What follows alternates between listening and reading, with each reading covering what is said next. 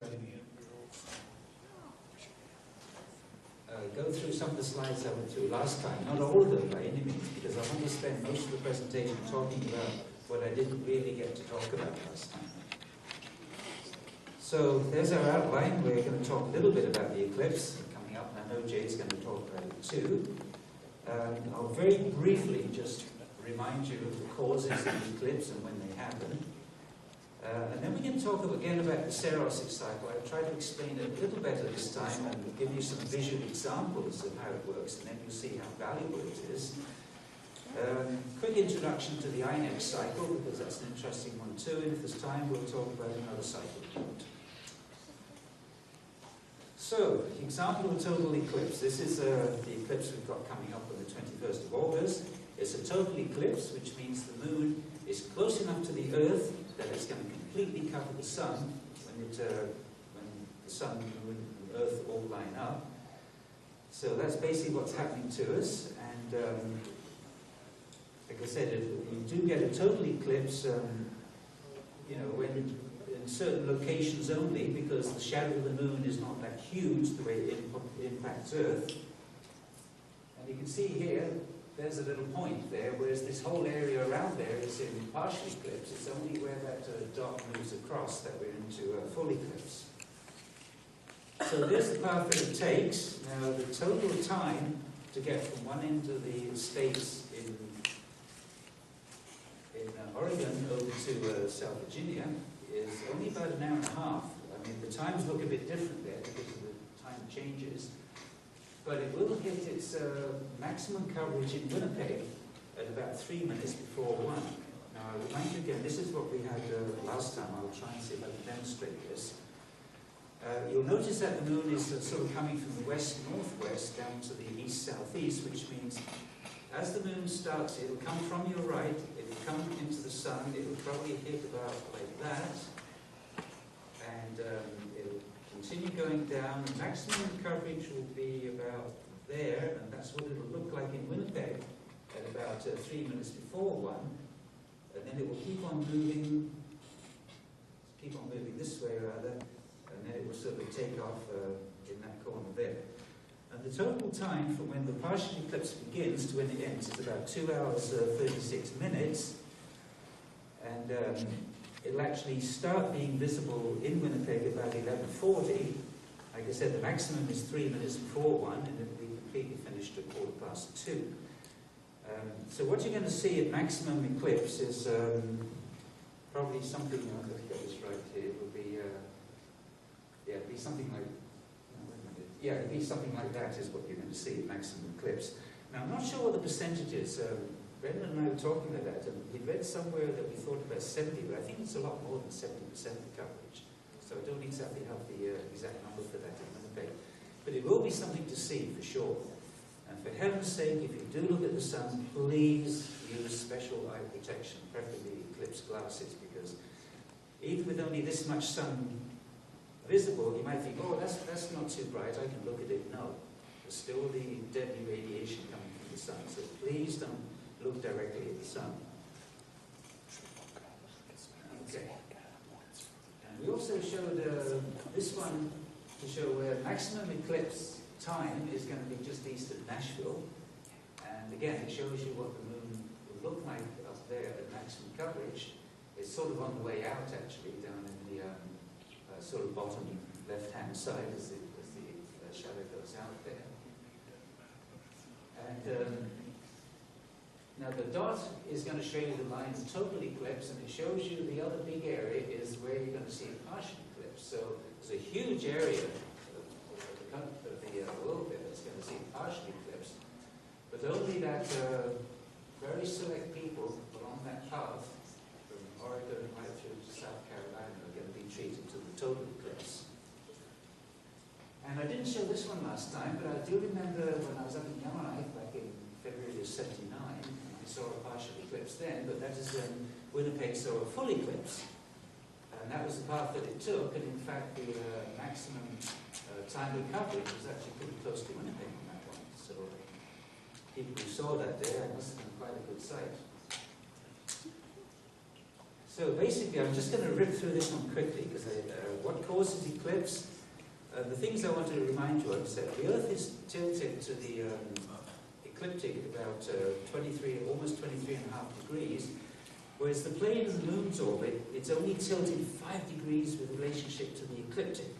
I used to think that the Moon was like, you know, the planets of Jupiter and Saturn and Uranus, you know, they all go around the equator. Even Uranus, the moons go around the equator pretty well, with Uranus on its side. But our Moon is different that way. It only kind of has its orbit with relationship to the ecliptic, and that 5-degree angle is very critical, because anytime you see the Moon in the sky, it will never be more than 5 degrees away from the Sun, the way the Sun tracks across the sky at any time of year. And I mentioned the ascending node, right? Because the Moon is plane of the Moon's orbit is tilted a little bit. Twice a month, you know, the Moon is going to cross the ecliptic, and when it crosses the ecliptic ascending to the north, it's called the ascending node, and when it's going down, it's called the descending node. And in order for the eclipse to occur, as we said, the Sun, the Moon, and the Earth have to be exactly aligned. Like the new Moon is when the three of them are aligned, but not in the vertical. Like the Moon will be up a bit and won't cover the Sun, so they'll have the same right ascension when you get a new Moon. But they have to be exactly aligned if the Moon is going to cover the Sun there. And usually about twice a year, we have this what we call an eclipse season, when eclipses can occur. And it's just shy of 2 years, that period. Sorry, just shy of the 1 year. Just shy of it. So in other words, on a very, very rare occasion, you might get 3 eclipse seasons in a year, but not very often. And in each season, you can usually have 2 or 3 eclipses. And if you're lucky to get 3, it could be solar, lunar, solar, or lunar, solar, lunar. But you will never get more than 3 in each season then. Okay, so here's an example of what happens. Like the Moon's orbit, the Moon goes above the Sun as it becomes a new Moon. And so the node is there to the east of the Sun in the sky, looking south there, so you don't get an eclipse at that time. But each year, the plane of that orbit shifts west by about 19 point something degrees. So maybe the next time that the Moon comes by, it might clip the top of the Sun there. In that case, you'll see a partial eclipse. And then maybe next time, it'll be bang on and you'll get a full eclipse. But when we say a full eclipse or a central eclipse, it could be a total eclipse of the Sun when the Sun is totally covered. If the Moon is further away from the Earth, near its apogee, it's near the apogee rather than perigee, you can get an annular eclipse because the Moon is not close enough to be big enough to cover the whole Sun. Or you can get a mixture of the two, a hybrid. But they're all called like central eclipses. As you mentioned, it's westwards. There was that node moves westwards across the sky about 19.35 degrees a year. And this is what, when I say nearby angle, because sometimes you might get 3, but it's just confirming what we mentioned about the eclipse seasons there. Okay, the plane of the Moon's orbit regresses there, or retrogresses, and it goes clockwise with respect to the Earth-Sun, or plane, which is the plane of the ecliptic. So as you can see by that diagram, it's only when that white line intersects with the Sun, if the Moon is there at that time, then you will get an eclipse. But otherwise, a lot of the time, the Moon will be too high or too low in the sky to come in front of the Sun and you won't see anything. But it's interesting because that rotation of that orbital plane of the Moon is what makes things get interesting when we're trying to find out how it's going to affect future eclipses. And the rotational period for that is about 18.60 years, which is equivalent to moving westwards 19.35 degrees a year. So just a little bit of, just so that people know that when we talk about the Moon, the closest point of the Earth to the Moon is called the perigee, and apogee is the farthest point there, versus the perihelion and aphelion when we're talking about the Sun, which is the Earth with respect to the Sun, the Earth's orbit. So as you can see here on the moon, there's quite a few things going on. The Earth's orbit is also slightly elliptical, but the way these cycles work out, they almost happen at a similar time of year, which means the moon is going to be at a similar distance from the sun, so you might get a similar type of eclipse, but we'll get into that a little bit later. Now, the elliptical orbit of the moon is much more eccentric than the Earth's orbit, so it's much more obvious about the way the moon rotates there. Now, the interesting thing is that the plane of the moon's orbit kind of rotates clockwise by about 90-point-something degrees every year, but the elliptical part, like perigee to perigee, that one actually rotates the other way. It actually goes anti-clockwise. So if you can imagine, if there's 1 month when the moon, like everything is exactly aligned at that time, because the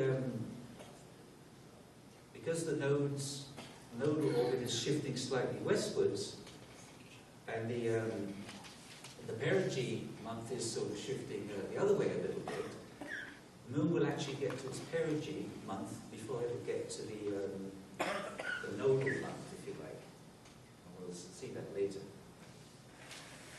And the rotational period of the moon's elliptical orbit is about almost 9 years.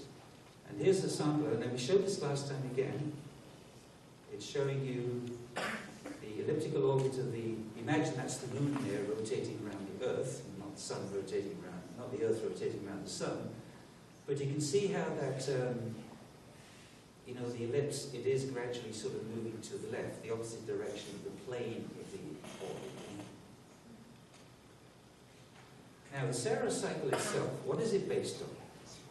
Now, when we talk about a synodic month, new moon to new moon, if I refer to it just as a lunar month, like new moon to new moon, will everybody understand what I mean if I say lunar month? Because there's a bit of a mouthful saying synodic or new moon to new moon. So that's about 29 days and 12 hours. That's new moon to new moon or lunar month. The node to node is about 27 days and 5 hours. And the reason it's a couple of days less is because the Earth is going around the sun.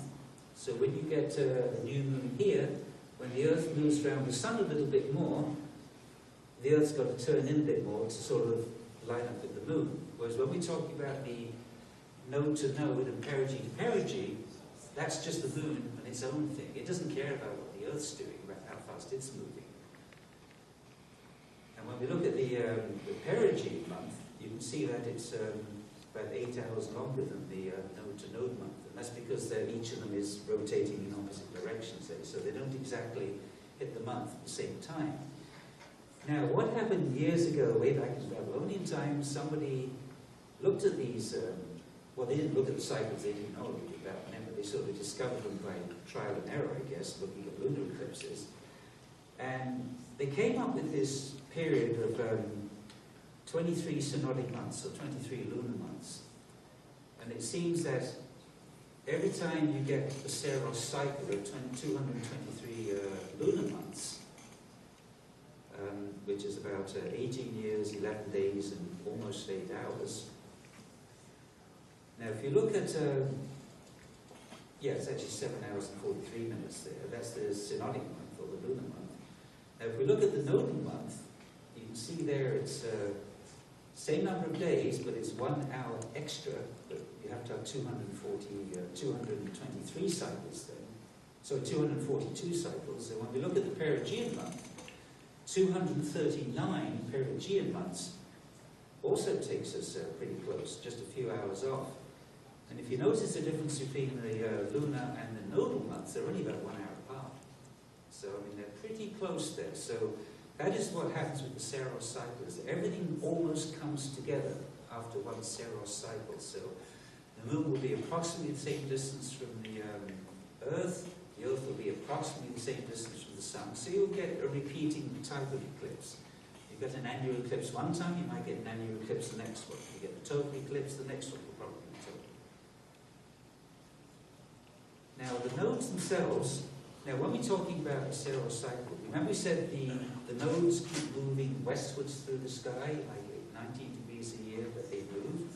But after one complete Saros cycle, 223 lunar months, the actual node is now shifted east by about half a degree. And because it's shifted a little bit east, these cycles won't last indefinitely, as we'll see here. But there's an example of the, as an eclipse moon like that. Now, if you can imagine now, one Saros cycle later, say, the node, as you can see, the node would be, the node is there on the eclipse, but now it's shifted, let's say it's shifted east there by about half a degree, so then, you're getting partial eclipse then. But let's say it's shifted a bit further to the west, and then the moon misses the sun completely. So that is why a Saros cycle cannot last forever. And they say that the cycle will begin when the moon is about, I have to go off the page here. If the moon is about 15 degrees,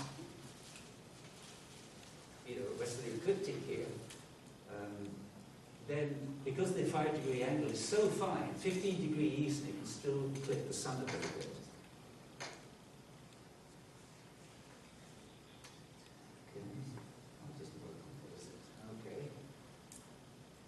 Okay, we already mentioned that. It starts when it's about 18 degrees east there, okay. And by convention, we say that odd Saros numbers are for ascending nodes, and I'll explain why the eclipse series runs from north to south in a minute. And for the even numbers, it's descending nodes. Now let's have a look at a complete Saros cycle here, and let's see what's happening. Imagine now that that node is about 18 degrees to the east of the, sorry. Yeah, forgot that, right? Okay. Anyway, the node's about 18 degrees away, or further than that, because the moon isn't touching the sun. Now, as the node comes closer to the sun, by half a degree each Saros cycle, then you might start getting eclipses. And notice the moon will clip the southern part of the sun there, which means the shadow of the moon is going to be underneath Earth or just coming into Antarctica. So that is why when you've got descending nodes, each successive eclipse will sort of come a little bit further north. There you've got the node right on the sun, so it's lined up, you get a full eclipse. And let's say next Saros cycle, it's into partials, and then eventually, there's many Saros cycles as well, but eventually that moon will not even interfere with the sun at all. Now, if you want to look at the ascending node, again, it starts off out that way to the right, comes in like that, comes like that. So it starts covering the top half of the sun, and then it starts covering the middle, and then it ends up covering the lower part of the sun. So we say that each successive eclipse in that cycle will be a little bit further south on it. So some facts about the Saros cycles. Each series can last for about 13 centuries, roughly. You usually get about 70 eclipses or so in that series, or 72, of which about 43 are central versus partials. And at any one time, there's about 40 different cycles going on. So, this is why we do get eclipses more often than just what you see in one Saros cycle, which would only be every 18 years. And right now, we've got the Saros numbers from 117 to 156 in progress. And now, because the actual time is about, each cycle is 18 years, 11 days, and almost 8 hours, the next Saros eclipse in that cycle will be shifted west by longitude 120 degrees. So every third Saros cycle, it'll work out pretty much in the same part geographically. Okay, so where do we go? Okay, now this is where it starts to come to life a little bit. This is Saros cycle 145, which is the cycle that's going to affect later this month. And you can see basically, like here we had an eclipse over Europe here, in 1945, July the 9th. 18 years, 11 days later, it shifted 120 degrees west, and there's the next one, 20th of July. And then another 18 years and 11 days and 8 hours. There it is, over Asia there. Then there's August the 11th, 99, which was the previous one in the cycle before the one we're getting later this month. As you can see, August 11th, 99, 18 years later, and 11 days and 8 hours. This is the eclipse that we're going to get on the 21st of August here. And the next one in the series will be over here. But then notice these ones here are about 54 years apart, because each one in the series here is like 3 Saros cycles. So it's only every 54 years that they all come together like that. And that is, we can have the time. Okay, we've done that. Okay, 3 Saros. Now, don't waste any brain cells remembering this one. It's pronounced Excelligans, I believe. But I've only seen one reference to it in the Observer's Handbook. But it's interesting because it's 54 years and 34 days. And if you just look at that cycle, you can see it's much more predictable in your neck of the woods, roughly in your longitude, where you're going to see the eclipse again.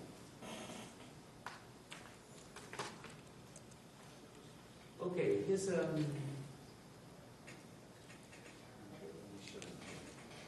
this is just an Excelligans example where you got March 1970, it was here, and then in 2024 it was over here. And you can see the shape of the eclipse is very similar, and it seems almost much more meaningful if you're going to look at a cycle. It is to look at, see, look how similar they are. Duration was a bit longer on April there. Not too dissimilar in path length, and a little bit further north because that series is going northwards because it's an odd number series. And the time of the time is very similar as well. So that Excelligans thing is actually pretty useful. And there's an example of a lunar eclipse on the Excelligans cycle.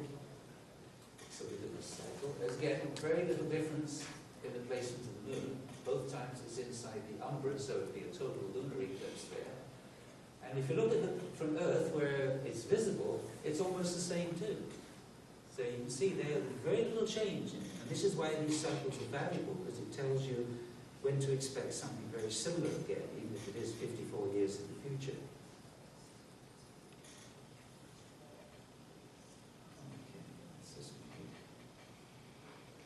Okay, yeah, that's showing the, it's the 136 was the number of that cycle there.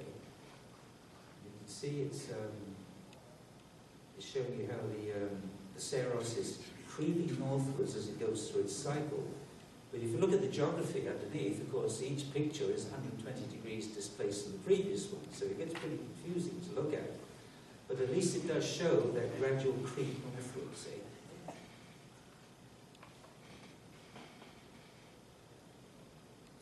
Okay, and there's an Excelligans one there. And notice the geography stays much the same on that picture. It starts down by Antarctica, then creeps up the Pacific, basically. Now, it does a bit of a weird thing once it sort of approaches North America. It seems to dip down a little bit on the cycle. And it's strange. But see, notice the left-hand part comes down a bit before it goes up again. And there's a reason why things don't nicely move north and south with cycles. It's because different times of the year, the sun is facing different ways. Like, for instance, summer solstice, the sun is, the Earth is, the axis is pointing towards the sun like that. But the eclipse that we've got coming up is about 2/3 of the way towards the equinox, which means that the axis is tilted with respect to the sun, and it affects how the eclipse path actually moves across. In fact, in this case, the eclipse path, as you saw, was going from the west-northwest to the east-southeast. And at first I had thought, oh, that must be a descending mode because the things are going to the south. Things are going to the south, but it's actually an ascending mode. It's just that don't be fooled by the angle that it takes across the Earth. That's no guide, because the Earth's axis is a much bigger factor than just the 5-degree angle of the Moon. Okay, I'll show this one because this one's a little bit interesting. It shows you, again, a similar map to before. It shows different Ceros cycles for 136. But the reason I show this is because they're giving the longest eclipses throughout the 20th and 21st century. And there's just some details about that one. It will start off with 5 partial eclipses, which would be down near Antarctica, then 6 annular, 6 hybrid, 44 total, and then finishes up with 7 partial again. Now here's a map that shows a whole whack of eclipses there from 1997 to 2035. Now you see here's the August the 21st here. This is the one that we've got coming here. There's the previous one, 1999, 120 degrees to the east there because it's previous. But there's not enough time here to show the previous cycles on top of that. But in other places you can sort of, if you look closely enough, you can see some interesting cycles materialize there. I did see a bunch before, but it takes a little bit of looking, because we don't have too many years to deal with here. But I'm just trying to find another good example here. Okay, this.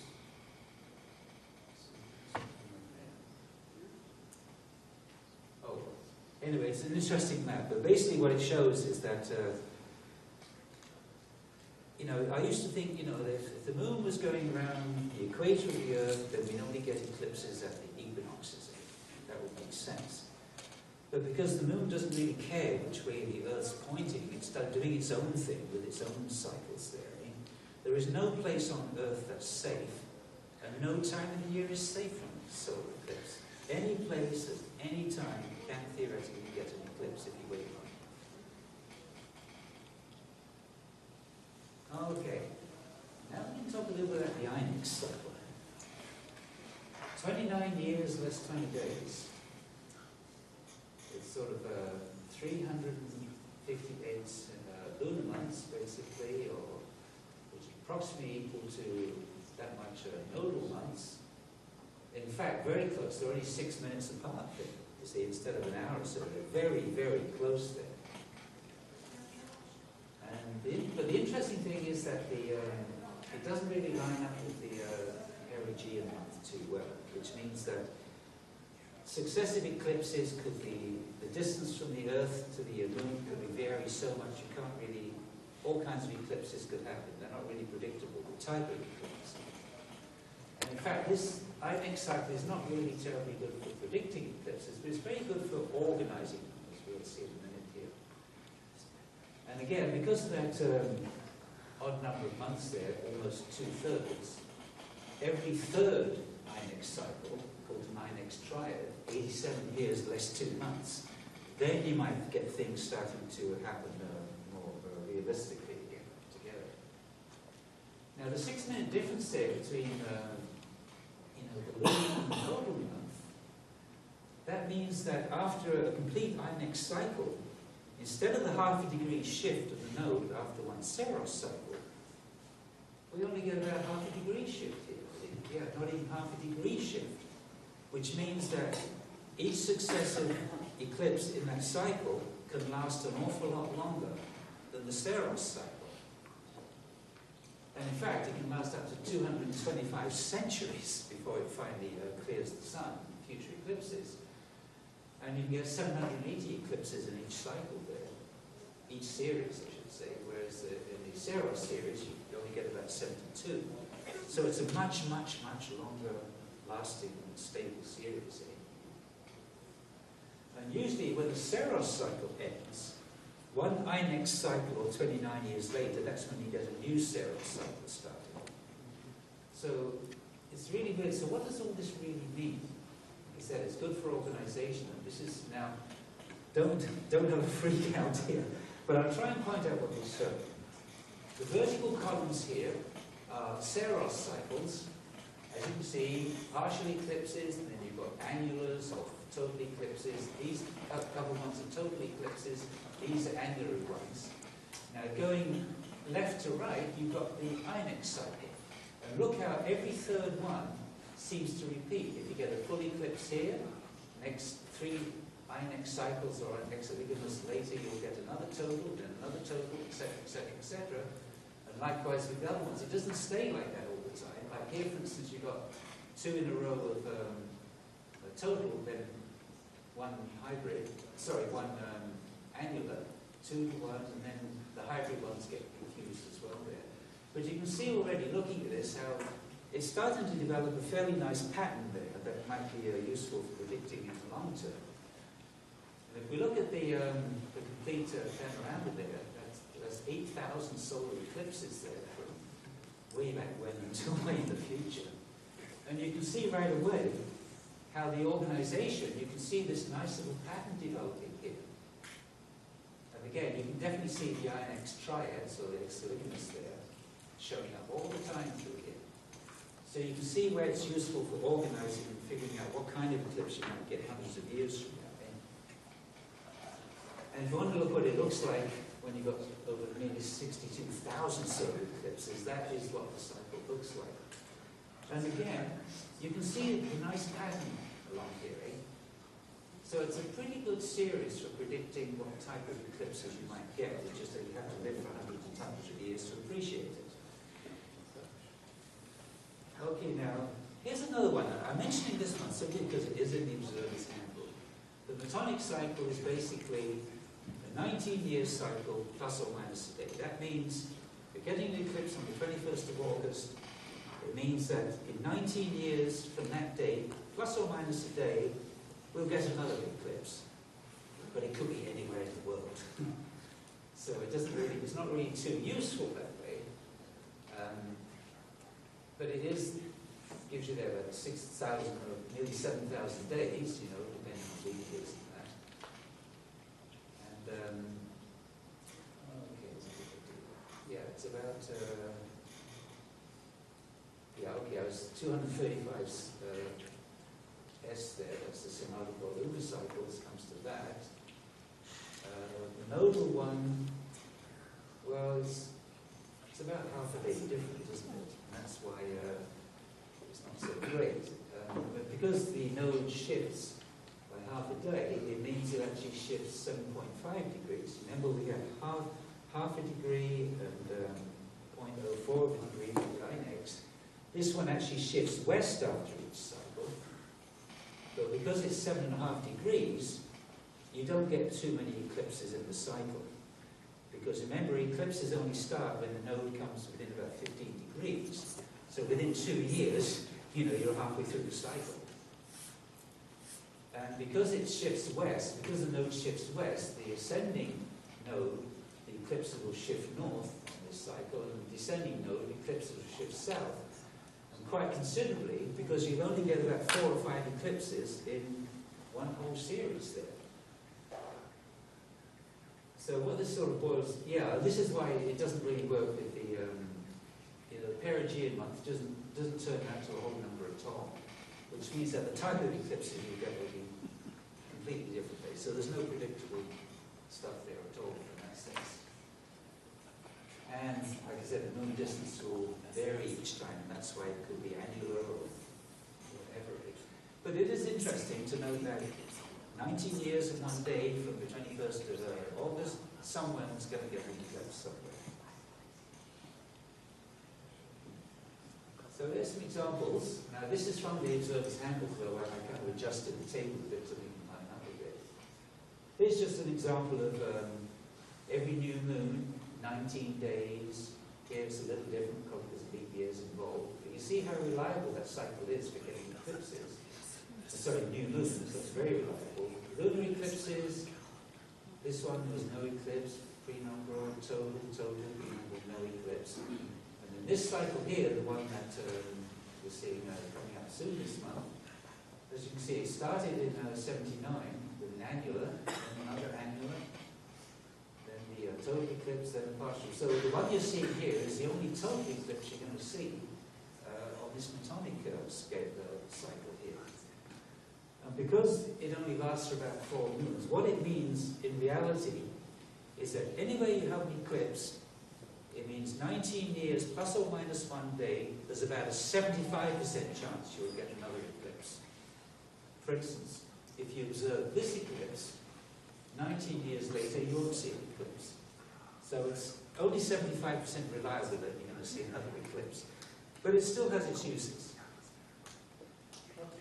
So I think basically, I actually finally managed to get the talk done this time. So now I know it's been a bit heady and a bit confusing and a lot of facts, a lot of numbers here, but I hope, if nothing else, I hope I've given you some idea of how these cycles originated and what they're based upon, and how every now and again, when the perigean month, the lunar month, and the nodal month, there are times when they come together, things can happen.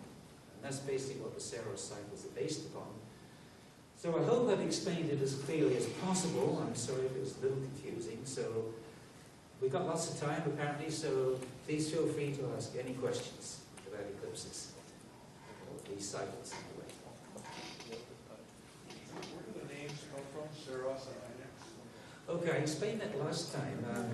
It was the Babylonians, the Chaldean people in southeast Babylonia, who discovered the Saros cycle looking at lunar eclipses, because they're visible to at least 50% of the world each time. And it was a Greek person who named it the Saros, which I think means 30,000 or something like that, 36,000. But there's no real logical reason, it's just that when somebody named that, that name was named, that stuck. But I mean, it originated from the Babylonians. And I think the fellow who named it was, I think it was actually in the 15th, 16th century, somewhere around there, that named it that.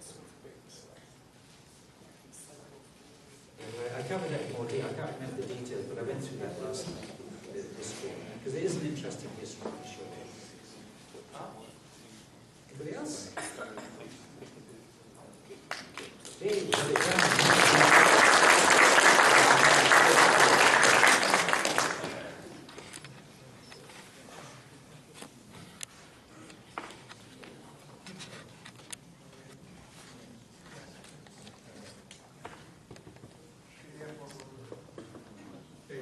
Great. Okay, so we want to know, Brendan's going to be away tonight, so I'll be covering for him. If I can figure out where to put this. All right. So, having said that, this is right here. Oh, that's mine.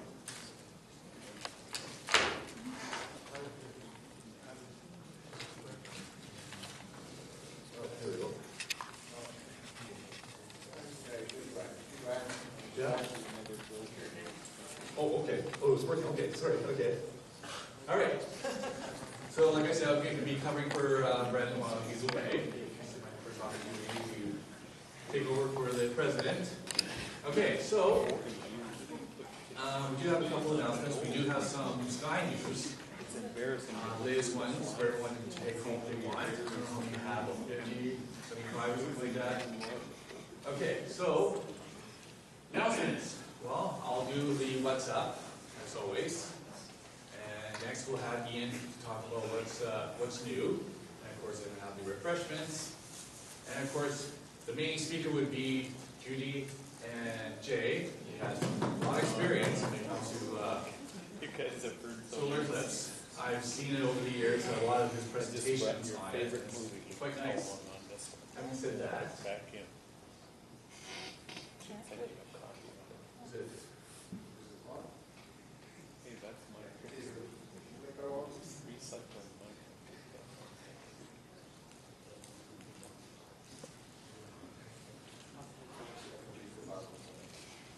All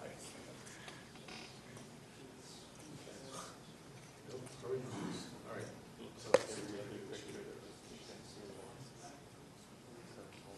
There we go. All right. Okay, a couple weeks ago, thanks to Tammy and Mike, Brendan and I, Sylvia and Matthew and Jerry, of course, we all did a little public event back in Whiteshell on July the 28th. We had some really nice turnout. We did a solar event during the day at a beach, and then we had a little public event at the nighttime. We started around, I think, around 9:30 or so. Is that right? But we had a really good turnout. The skies were partly cloudy, but we had, of course, Saturn and Jupiter and the moon to present to the people. I'm surprised, despite of all the mosquitoes that are out there, it was pretty bad, but we still had a really good turnout. We're already organizing for next year. I think we're going to be picking a better time around the mosquitoes. It was pretty bad. But we had a really nice time. I really enjoyed it. A lot of traveling between the two lakes. One of it was a Betuler. Am I saying that right? Betuler? No R. Betuler? All right. Are you English? I don't know. I can't say it. All right. That was a long drive there. It took about 45 minutes from the campsite we were at to get there, but we set up our telescopes, and it was a really good time we had. As we're going to show you something already. So next year we're going to be planning. I think we'll probably get a little bit more volunteers out. We're probably going to make an announcement next year, but already we're planning it with our next interpreter. When we're going to have it, and hopefully we get more people out there, get a little bit more better organized. Okay, I don't know why Brendan did this, but yes, the mosquitoes were pretty bad. You have no idea how bad it was. I was still in my winter clothing, right? I had my little face there, and the mosquitoes were just enough to I was inhaling them, I was eating them. That's how bad it was. It was just.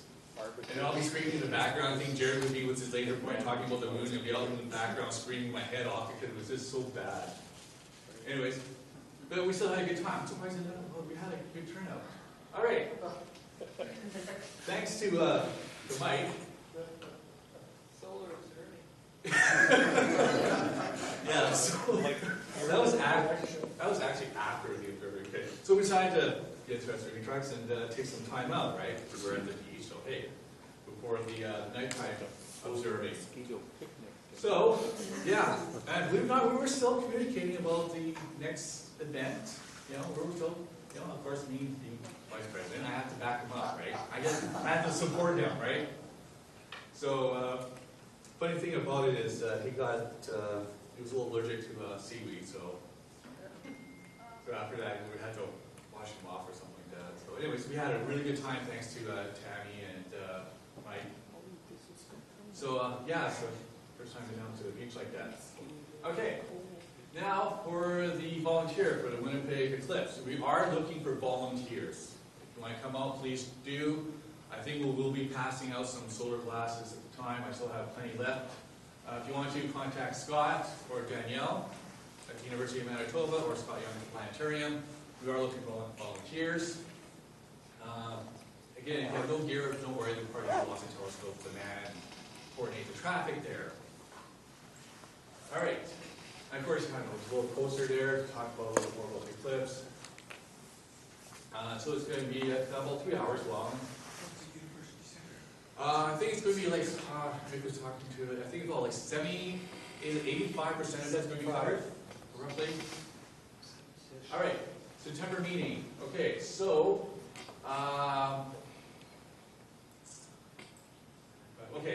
the next meeting, if you are planning on to go for the solar eclipse down in the States or whatever, he's willing to collect all the pictures you guys have and be able to present it. If not, he'd be able to present it.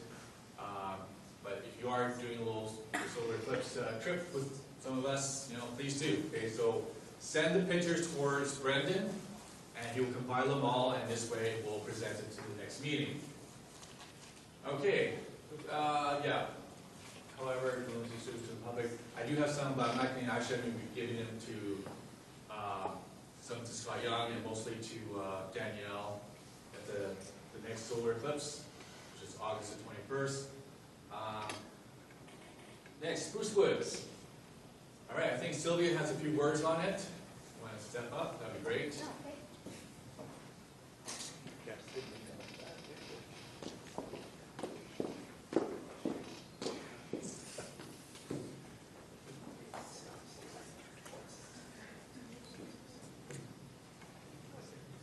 Hi everyone, my name is Sylvia Greca. I'm the Spruce Woods Star Party Coordinator. And I'm just wondering, is there any new members here tonight? Put your hand up if you're new. Okay, so we have a couple of new people. And just to give you a little overview of what the Star Party is about, it's basically a place where all amateur astronomers get together under the stars. We take our telescopes and all our equipment, and even if you don't have equipment, we all get together at the park. The park is called Spruce Woods. It's about not even a 2-hour drive from Winnipeg. And it's supreme dark skies. So no matter what your experience, amateur astronomers, if you have experience, if you're a professional, if you're an astrophotographer, it's a great place to be at. It's happening on September 21st. It's 3 nights under the stars. And we have 2 presenters coming. Kevin Moe, he will be presenting about gravity waves and how to observe them. And Danielle Pacoud, she's from the Department of Physics and Astronomy, and she'll have a fantastic subject to talk about. She's a great speaker as well. Then we have the famous Sky Tour by Jerry Smerchansky. Basically at night, he will guide us through the stars and what's up in the night sky with a green laser pointer.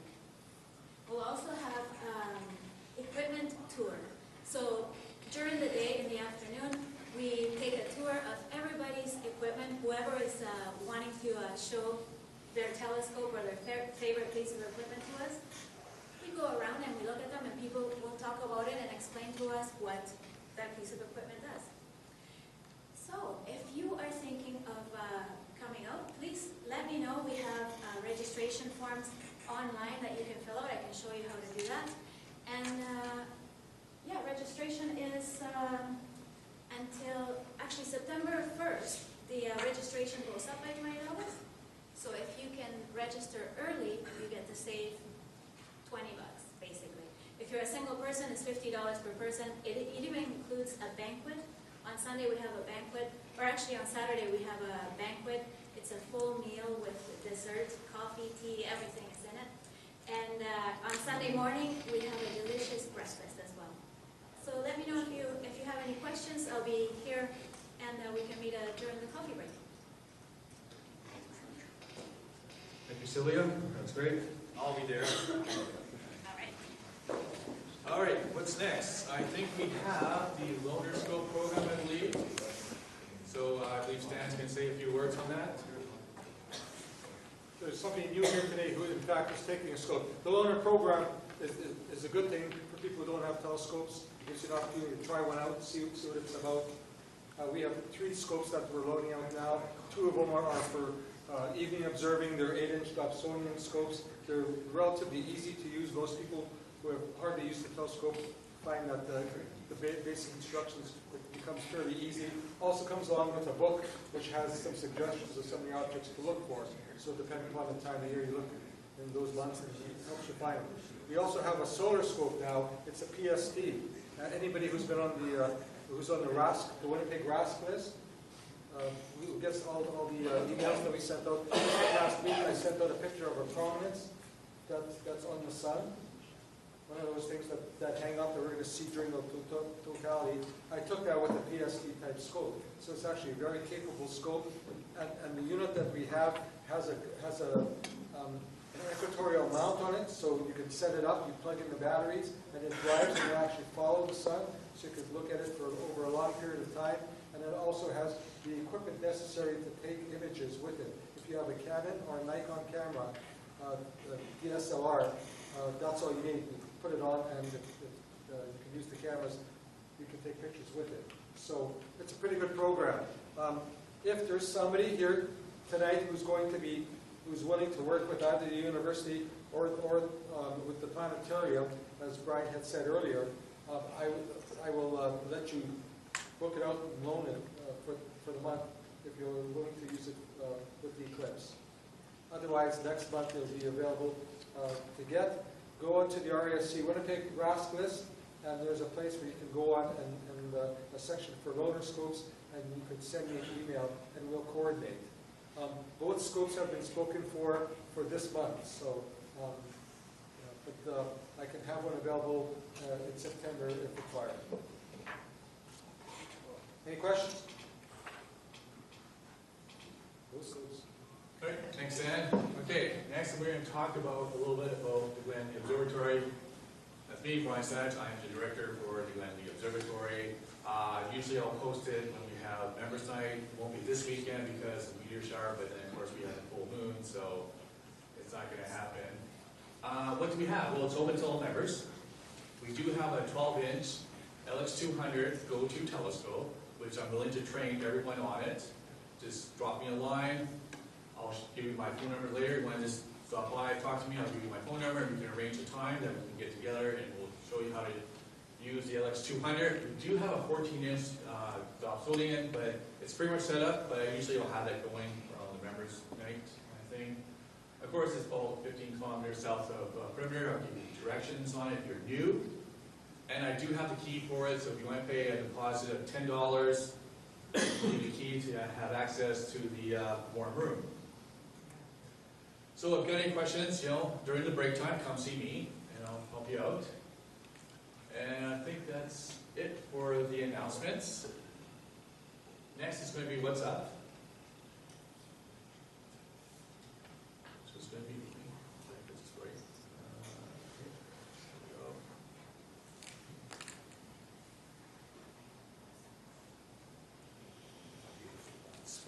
There we go. There we go. All right. So what's up for this month, August?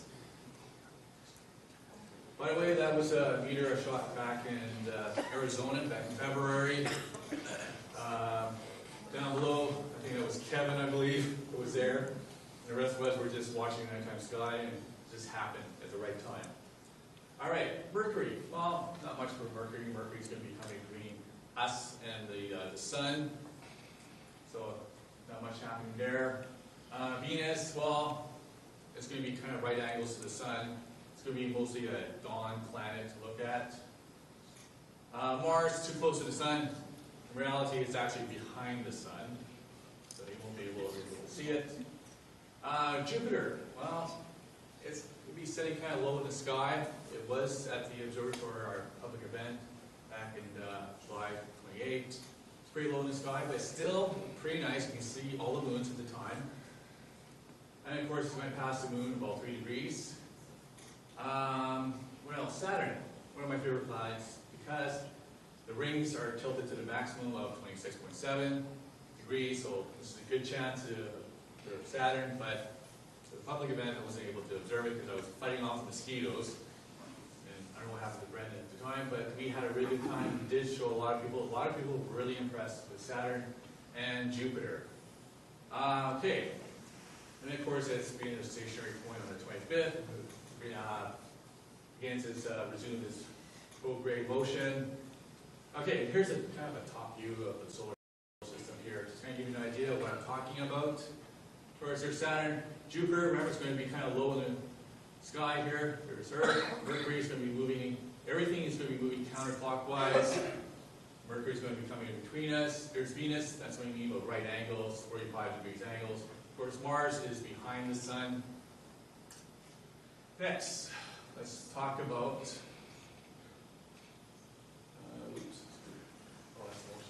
okay, so in the evening skies, this is pretty much what's going to happen. Jupiter is going to be setting, so roughly, this is today. So this is, 9:24 p.m. Jupiter is going to be setting within the hour. Saturn is due south, but it's pretty low in the sky. Now, like I said earlier, Venus is going to be a dawn planet pretty much. So there's Venus right there, and of course there's Mars, but Mars is really behind the sun. Okay, for the August event that's happening, of course, we do have the partial lunar eclipse on August 7th, but I don't think it was really happening here in Winnipeg. Sorry? That was in Asia. Asia, okay, yeah, so it wasn't happening here.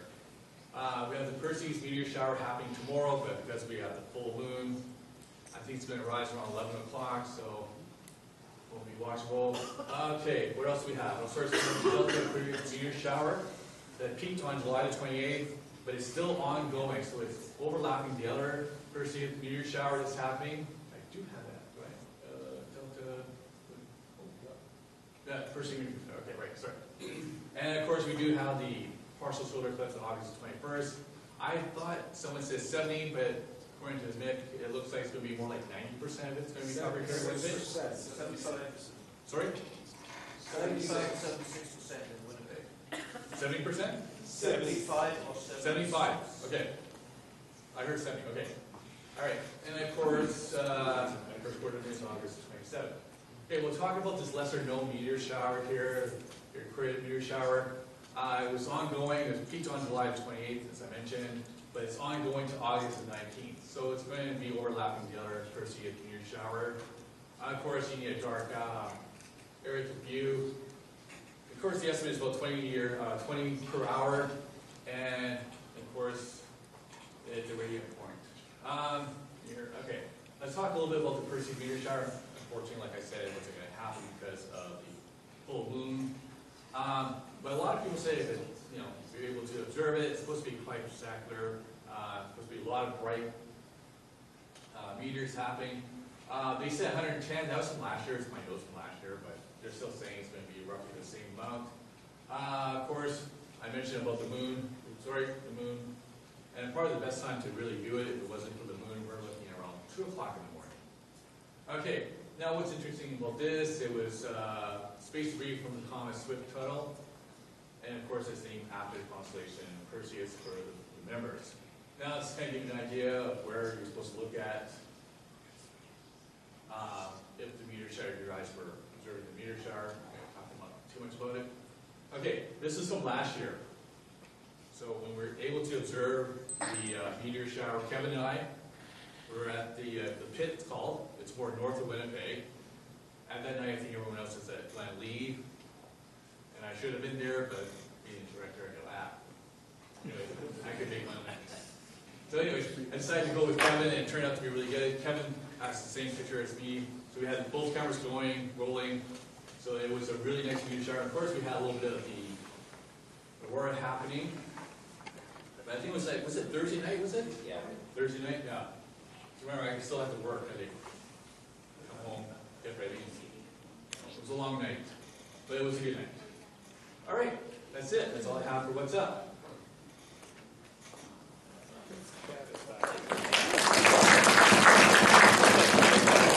Next, we'll have Ian. Okay.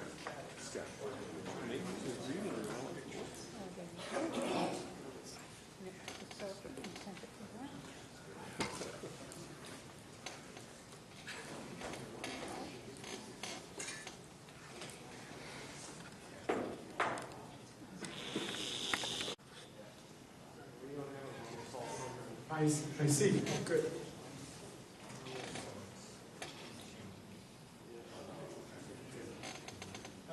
No, I think we're okay. Sure. I think the last time I tried to walk away from this. Okay. What's new? August is the 11th.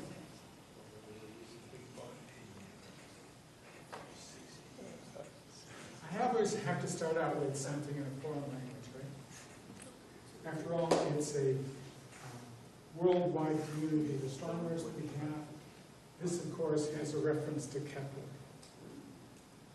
Always have a historical reference.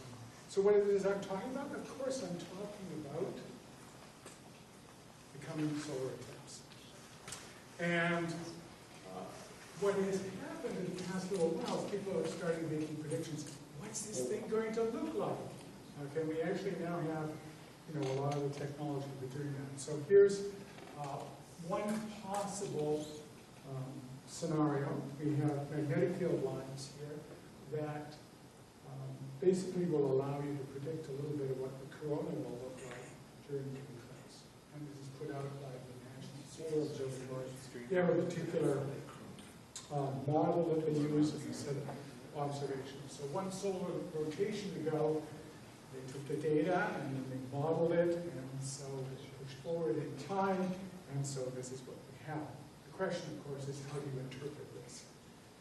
We have these nice straight field lines, so that means then that the solar wind is going to be flowing nicely along there, so you're not going to see too much in that area, okay?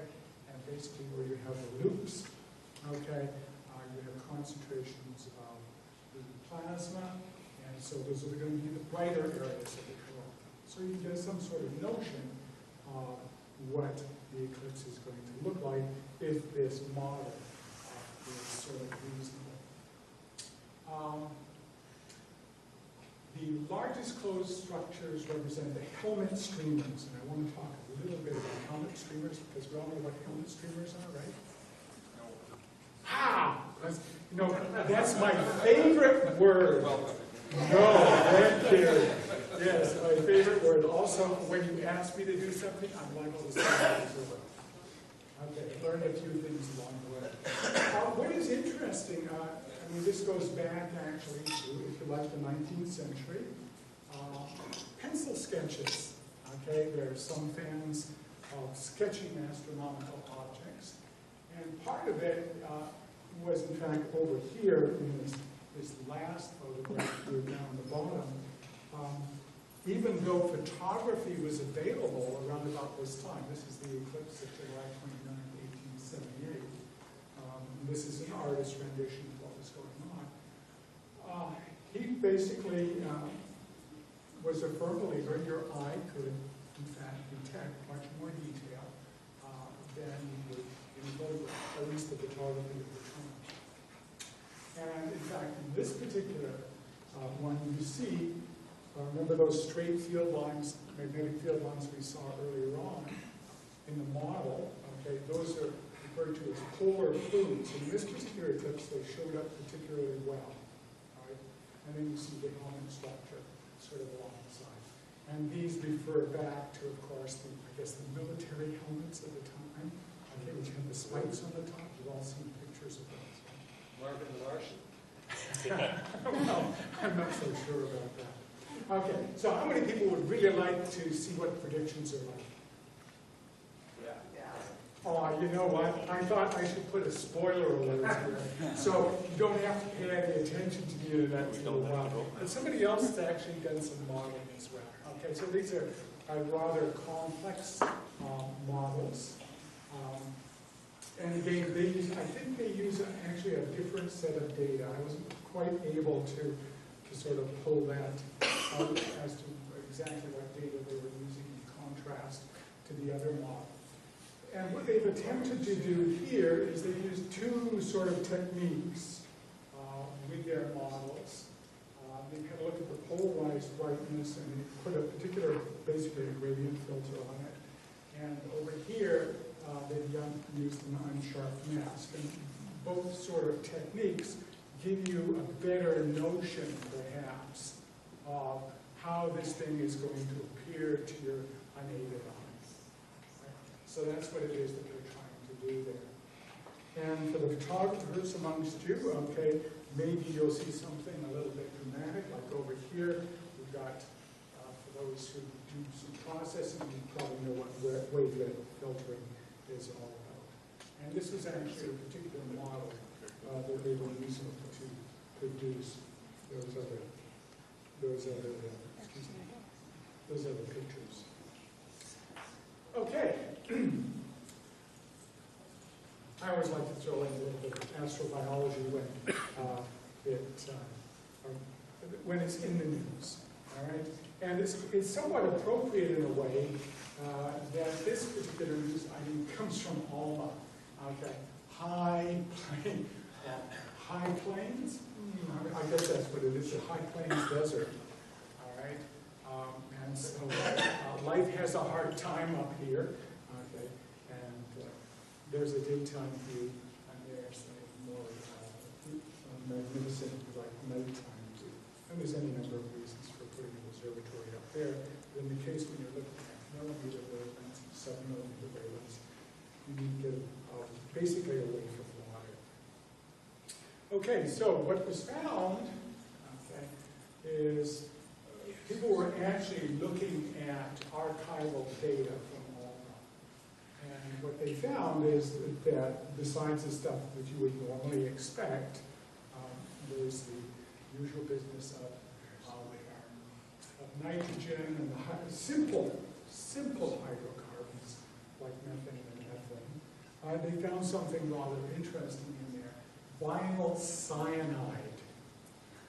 Okay. So what's going on with, why is vinyl cyanide important? Well, it has a very interesting property, and a number of researchers are actually interested in sort of molecules that, in particular kinds of conditions, form basically spheres and provide a membrane. Right?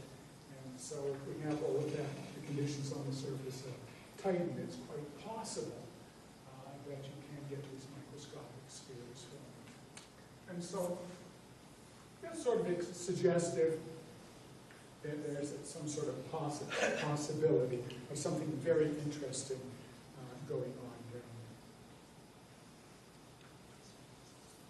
This one's kind of fun in a way. Heavy metal supernova. And what we're talking about here is a class of superluminous supernova.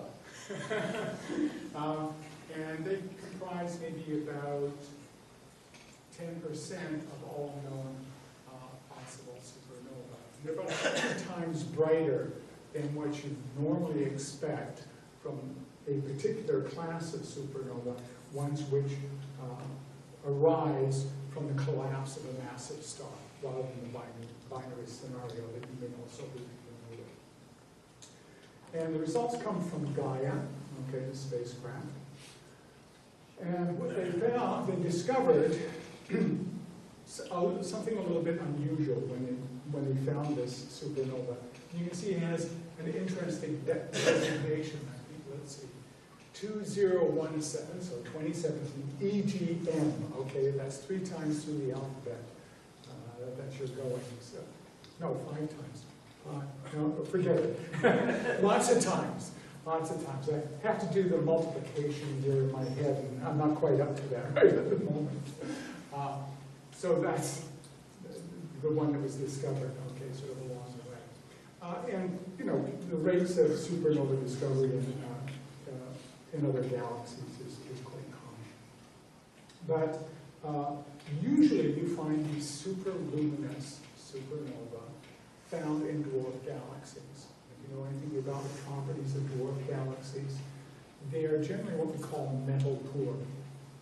And astronomers have an interesting designation for the elements. Contrary to a chemist or a physicist, you have hydrogen, helium, and everything else is metal. All right, so, and so when you're doing your computations for stellar interiors, you have X, Y, and Z. And so X. I'm getting a little bit off track here. But what they found this time, though, that it was found in a spiral galaxy. And these ones, like our own, are what we call metal rich. All right? So there's some clue, okay, perhaps, to what's going on. Right? There's also some other very interesting things that are going on here. There are magnetars associated with these, and as you may recall, magnetars have exceptionally strong magnetic fields. Okay? That's why we have a special designation for them. And there's something a little bit peculiar about these magnetars, is that they're actually move a little bit slower. They spin a little slower than the rest of the group. And so there's some suggestion, in fact, that these particular massive stars, when they collapse, actually shed, before they collapse, I could say, have actually shed a lot of the outer layers of their atmosphere. So that's a little bit unusual. There's also some interesting tie-ins with gamma ray bursters. And so these links are, if you like, merely suggestive at the moment. But what this particular discovery has allowed us to do is to find out a little bit more about what's going on. And that's always an exciting time, okay, when you start pulling in fresh data and perhaps get some clues as to what's going on.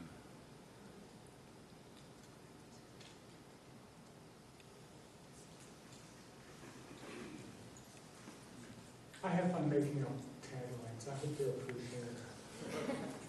All right, adaptive optics musing. Has anybody puzzled this one out? You're musing about it, right? Well, you know, the amusing thing about all of this is that we have so many acronyms floating around now, you know, and of course, part of the business about making up an acronym is that it's memorable, that it gives you a little chuckle probably along the way. And so this refers actually to the adaptive optics facility that has just seen first light. All right, and coupled with news, and you can probably see the multi-unit spectroscopic explorer. There you go. And of course, that probably doesn't mean anything to you at all. Okay, you have to realize that this is in a very large telescope, European Southern Observatories. So we're up there on a mountain with a whole bunch of telescopes that are sort of all together.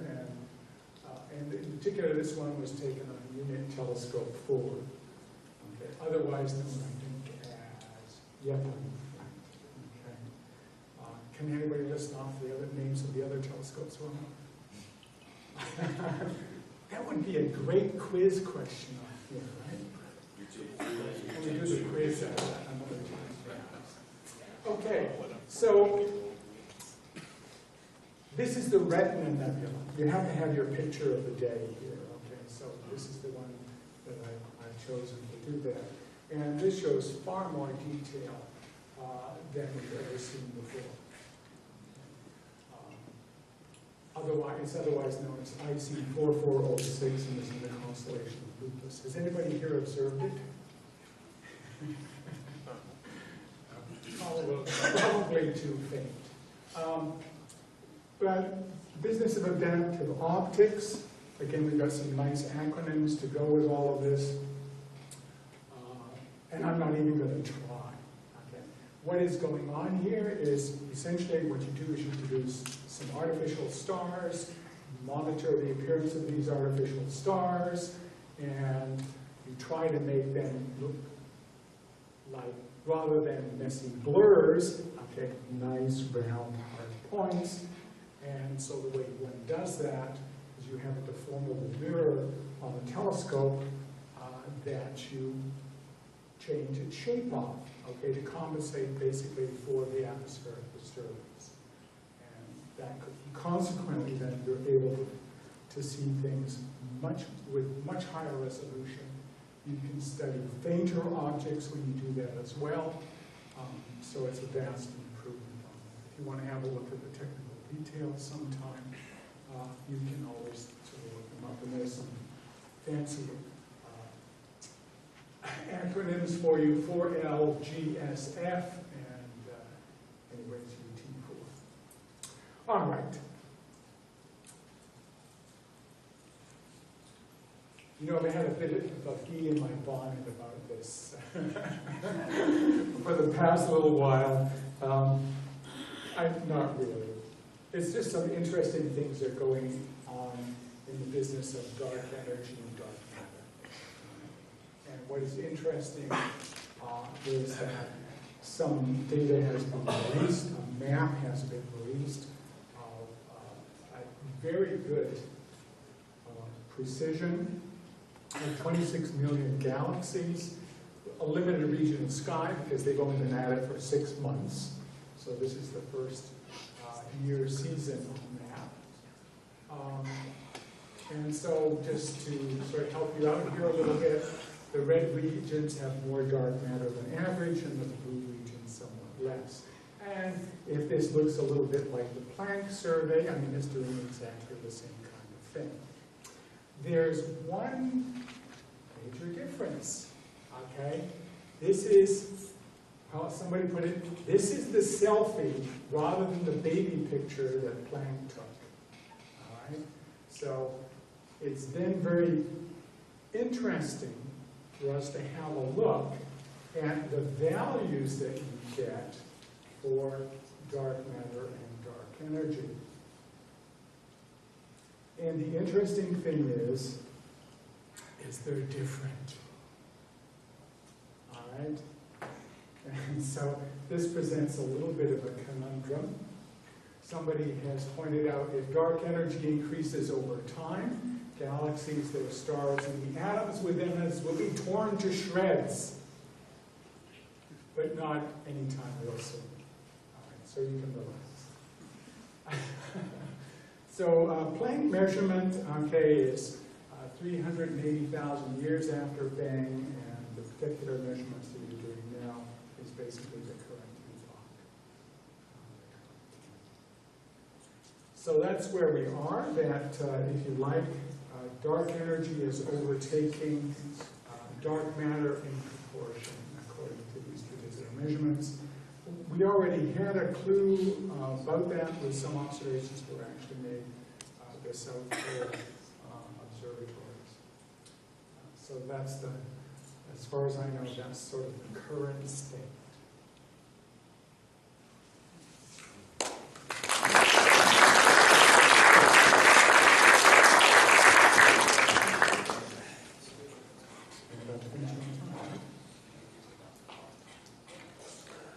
All right, now we're going to break for the break.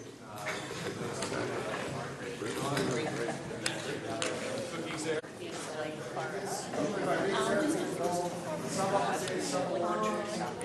Dennis announced to me that he's going to be at Glenlee tomorrow around 8:30. So if you have any new members, you're welcome to join him. He'll give you a little tour of Glenlee. He will do Explore the Universe for those who are doing it, and plus, of course, we'll have the meteor shower going on. But I think you can come and go as you like. It is a members' night, so you're free to come and go. You don't have to worry about headlights or anything like that. And I think he says he's going to probably, since it's a beginner session, he's probably going to run up till about 12 midnight. So that'll be interesting. So if you want to join him, please do. Before we start, we have Jay and Judy with their presentation about 40 years of eclipse history. That's a long time, 40 years. It's a lot of experience.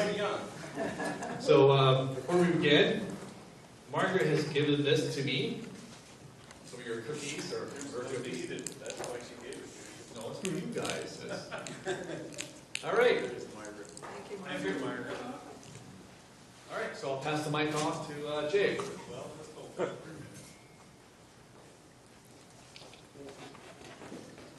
Okay. Is that side language? Where's Jay's here? We see that.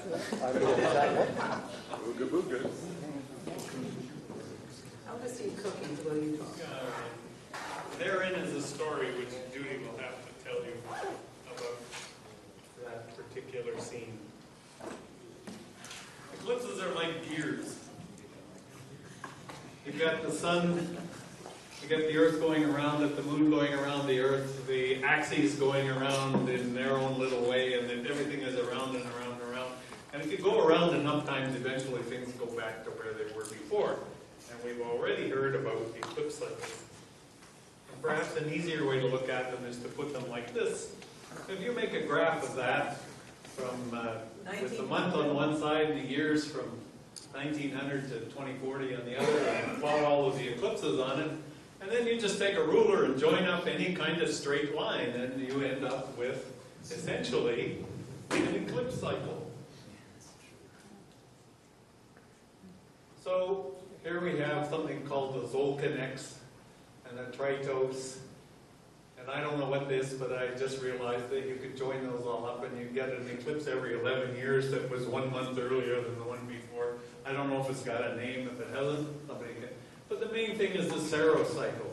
These lines that go down through here, 18.03 years apart. the nice thing about a serocycle is that it was discovered very, very early. Okay. Well, those are the ones we've been to. And the reason I point out this is because being at eclipses, a serocycle part is considered to be, well, it's a landmark or a sky mark when you're chasing eclipses. And of course, we go back, for Judy pointed the first one in 1979, and you can see underneath that 2 others. So we've seen 2 serocycles on that. But we have to go one more to 2033 to be able to complete the exoligmos. So I'm holding out for that. Going to be Wheelchair, I think. yeah, And we need to know some young folks who are just joining the club now because, to push the wheels. right. So we've already seen how these cycles come around in these. So here we have 2 serocycles, and as you already have been shown, the third one that comes around, the one I have to go to yet, is the one that will come back to Manitoba, and then I can die happily having watched a cycle of eclipses. I don't think you can die happily. Not for me. So here's the list of the eclipses we've been to. Not that you're going to read any of this. Some are total and most are total and some are annular. Often Jay leaves me behind for annulars because they're more similar than the totals I find. But we were thinking about plotting the dates just to see how many were hot and how many were cold, because they're more or less warmer than colder. Yeah, you sort of get a lot of oscillations, so we thought an interesting graph would be the temperature on the day at the place where we saw the eclipse. And you can see in here, starting on February 26, 1979, and this is the situation. I had a relatively new C8 at the time. Judy's brother is there with his C8. It's great photography, eh? Can't see either of them. Just the filters. But This is in the days when we photographed everything. we have Right. wires, big box. We shot 5 rolls of film. We even changed film during the eclipse. That is dumb, but anyway. And not only that, half a minute before second contact, I kicked the power cord out. I didn't really notice. So I had to move it by hand. Anyway, that was a great first eclipse. So here we have a picture of the eclipse itself, the big Z prominence that's on the lower right there is something I always remember. It's probably the only eclipse picture I can look at and recognize the eclipse.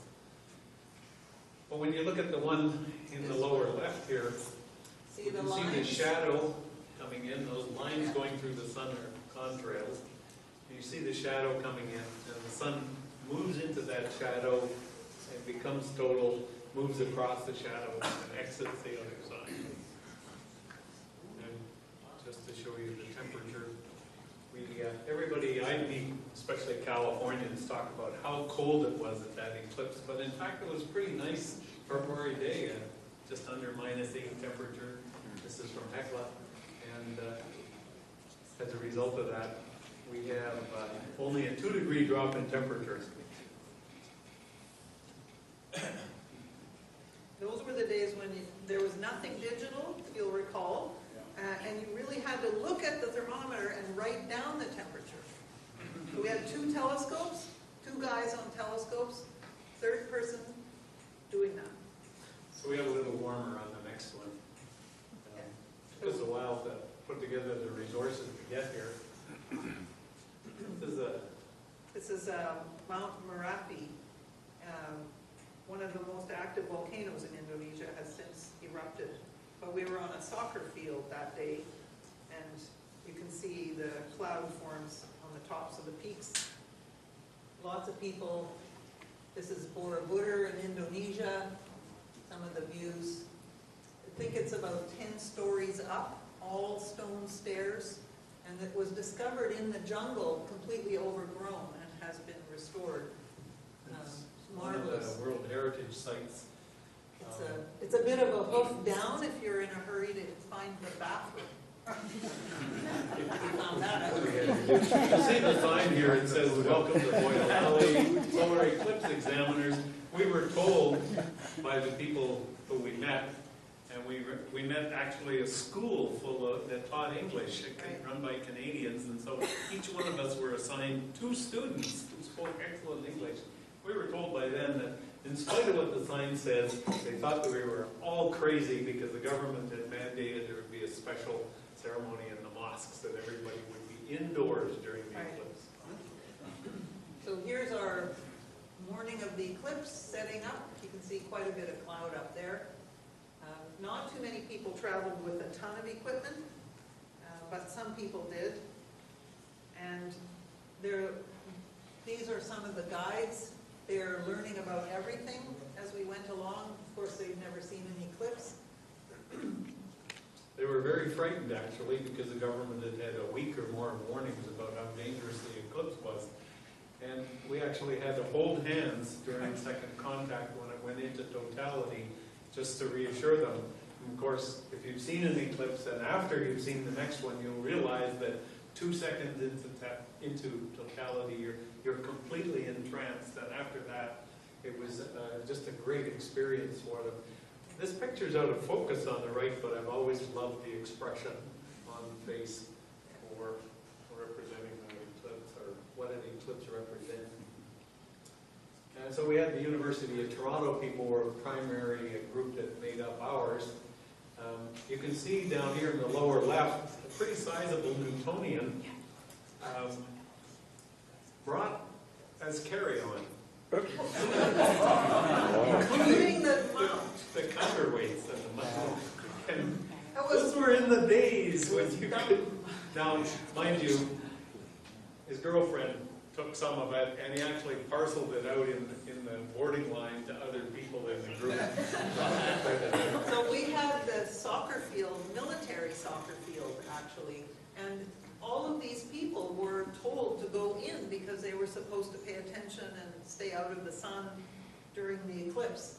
And one by one, we heard on the edge of the field with a walkie-talkie, "I can't hear you. What are you saying? I can't come in. No, I need to stay out here." Anyway, they all stayed out to watch. And that was quite Shut good. off the walkie-talkie so they didn't get any instructions. And then they had a festival to Gerhana Matahari Total, which is the total solar eclipse. Matahari is eyes in the sky. And when we came back, we named the cat Mata Mata, which means eyes. Indonesians repeat a word for plural, so mata is eye and mata mata is eyes. She had beautiful eyes, that cat. So this is the next one that we saw in '88 off the Philippines, in the Philippine Sea, and we went with Sky and Telescope. That's Leaf Robinson and Steve Edward, and the captains, and definitely using mapping that Jay was pretty good at. No GPS. Definitely no GPS. We were discussing plans. I was fortunate to have the National Weather Service office in Hawaii was forecasting for our location and wrote me a forecast, which they then faxed. So we had a pretty good idea what the weather would be like. You're not gonna show No, them? I guess we should. Can't believe it. I know. When you cross the equator, there's a certain amount of ceremony with King Neptune there in the background. So Leek Robinson and I were treated to shaving cream. Thankfully, they agreed not to actually shave us. Then some of you might have seen me without a beard, because it's been there. So this was a picture that one of the people from Sky and Telescope took off the ship. He got a little boat out into the ocean, and he looked back, and on this side of the ship, the lights came on in the rooms, and there was the eclipse. And then he went back into the room and developed the slides in the sink in the stateroom and showed that. I mean, that was remarkable in those days. Right after the eclipse, I've been joking with the captain that we might see a water spout because we knew a little weather system was going to come by. And right after the eclipse. And sure enough, here's a water spout that appeared while we were having our lunch on board the ship. I was the only one that got a picture of that. Everybody 10 minutes before had all kinds of cameras on the deck. And then everybody went back to their room, dumped everything, and went to lunch. And Jay took off and rushed downstairs and brought the camera up, and he got 1 or 2 pictures before it completely condensed over. And go out of air conditioning, it's tropical air. I know some of you saw this one. It's nearly 7 minutes long in Baja, California. That, in terms of time, is probably the epitome of the 30 or 40 years of eclipse chasing we've had. Yeah. Here they are setting up. This is a Sky and Telescope group that we were with.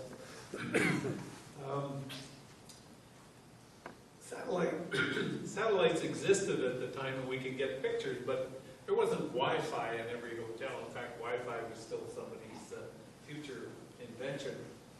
So it was kind of hard to get eclipse weather Look information. at this. This is your weather box, Stevenson screen he made, and there's the little tripod we took tried to get flash spectra on. I forgot all about that. Anyway, we did our weather research in the local bar. What was it called? Sammy's Bar. Yeah, because he had a Merlin gator or something, right? Yeah, something with Marlin's head and a gator's tail. We had to promise to buy an extra beer so that he would switch from mud wrestling. It was women's mud wrestling on it. I said, all right, I'll give you 5 minutes on the Weather Channel, and then I got to switch it back.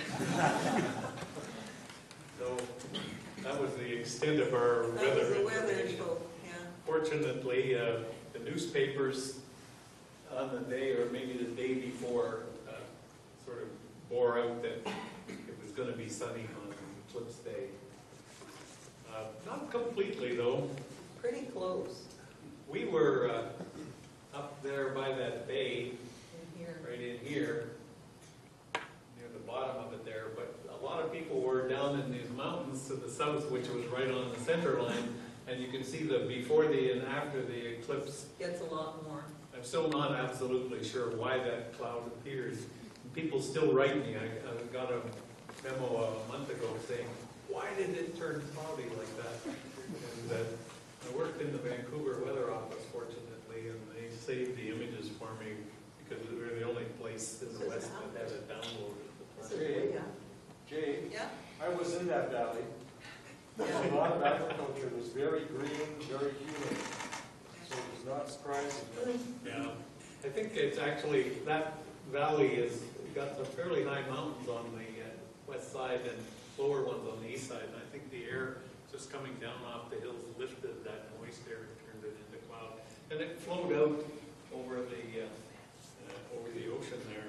There was a guy that wrote Jay, I think, or phoned beforehand and begged for personalized advice on where to go because he wanted to be on the center line. And Jay said, whatever you do, stay out of the mountains. And he decided he wanted to go to the mountains. And he phoned right after and said, why the hell did you send me to the mountains? In fact, the handbook for that year, that's Jay's prediction, it was exactly that, stay out of the mountains. That was the RASC handbook, and yet the RASC tour took us right there. Oh. Sometimes you get lucky. We're back to snow and cold again. This is actually not the year that I watched the eclipse, or we watched the eclipse in '94. It's the scouting trip the year before, but decided I would see how high I could go in the mountains, and I think I'm about 17,000 feet here. But it was not really that cold. You can see I'm not actually wearing a Winnipeg in the snow type gear. This is the year of what I call the Great Bolivian Train Ride. And this was a marvelous train. The Bolivians have 2 passenger trains, and we chartered one of them, the group I was with, and another group, I think of Japanese, chartered the other one.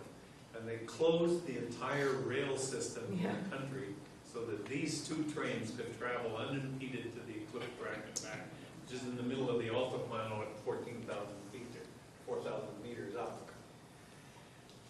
So there's Well- the train, the cargo part, and there's all the passenger cars. So we offloaded on the altiplano, found a piece of scrub outside and proceeded to set up all kinds of gear. People were pretty intent on it, everything. And they had some soldiers there guarding the biffy for everyone. It was really well organized. They offloaded biffies and then they unloaded the biffies and kept the holes. It worked out. This is Jacques Artin here, who is a Canadian living in California. He always travels with a 7-inch Questar clone. My camera quit working about halfway between first and second contact. And he says, oh, I have a spare, here, borrow mine. I've paid that back several times to other people since then, but if you've got even a crappy old camera, just take it along just in case. If you don't use it, maybe the guy beside you will use it. In this eclipse, Judy is always amused. I took a satellite receiver with me so that I could download satellite pictures. But the only place where there was 110. a 110 plug-in was in the bathroom. So here I am in the bathroom. Right. Reflection there. Downloading the satellite picture while Judy's out on the balcony holding the antenna so that I can get the signal from the satellite. There's a better view of the altiplano there. We have a little bit of thin cirrus. And we're at 14,000 feet. We haven't slept all night long and it's kind of chilly, about 0. And it took about twice as long to do anything that involves thinking. This is the next one we went to the following year. This was a marvelous trip right at the time of year called Diwali, which is an amazing celebration with lots of marigolds and special food and special clothing. These are just some of the sites. Antarjaya. India is a tremendous photo op if you want, but it's also tremendous food, tremendous people, tremendous cultures. It's a country we've been to several times and go back again in a flash. Over here in the bottom left, you see one of the sets of, I wouldn't say ruins, but astronomical relics that For astrology, Jaipur. for forecasting and It was astrology. used for measuring the positions of planets and the sun. It was built in the time when there were already telescopes, but they were obviously popular because Delhi also has one of these, and students from the local university have actually refurbished parts of it and taken measurements using it. Very, very beautifully and cleverly done. It takes a little bit of studying to see how it's done, but it probably represents the limit of what you can do with positional astronomy and no telescope. Here we are on the eclipse site, well, not the Taj Mahal, but the lower right is our equivalent of the Taj Mahal because that's the hotel grounds. Those people clustered on the edge of the swimming pool there, and you'll notice the fellow sort of on the upper left there, Oh, up here. who is carrying tea on a silver tray out to the people on the deck. This is very early in the morning because the eclipse was right after sunrise. So here's a young lady, all set up, ready to go. You see a little Celestron, I think one of those, I think I borrowed that from the planetarium. I think so. And a camera off on the other side with a solar filter. And, not shown here This is is our weather station. Yeah. a weather station, a box I pack everything in. And you can see there's a sensor, which is shown here, digital thermometer. And not shown very clearly, but right there is the beer bottle that was holding The other digital the other sensor. sensor, because I took a reading at this height off the ground and at this height off the ground, and then drank the beer when. Here's what the temperature trace looked like. So you can see that the temperature above and below the upper sensor stayed warmer than the lower sensor. They almost got to the same temperature at the point where, say, inversion breakdown. Oh, And yeah. then, of course, they got to be the same temperature later on in the day.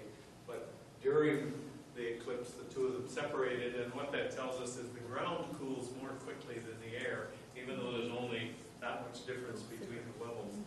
It's a sort of thing that causes a lot of the comments that people make about weather and changes in the weather and temperature during the eclipse. So this is Mongolia. It was in March in '97, and we weren't going to go because Jay said it was going to be clouded out. And at the last minute, somebody phoned and offered him a trip because his wife would kill him if he missed the birth of their child. So we sacrificed ourselves and went on this trip.